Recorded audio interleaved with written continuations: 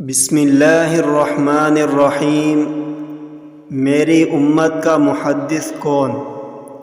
حضرت ابو ہریرہ رضی اللہ عنہ بیان کرتے ہیں، رسول اللہ صلی اللہ علیہ وسلم نے فرمایا، تم سے پہلی امتوں میں محدث جنہیں الہام ہوتا ہوا کرتے تھے۔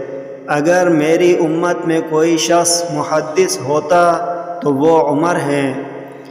قال رسول اللہ صلی اللہ علیہ وسلم، اتانی جبریل فاخذ بیدی فارانی باب الجنہ الذی يدخل منه امتی فقال ابو بکر یا رسول اللہ وددت انی كنت معك حتى انظر الیہ فقال رسول اللہ صلی اللہ علیہ وسلم، اما انک یا ابا بکر اول من يدخل الجنة من امتی، متفق علیہ۔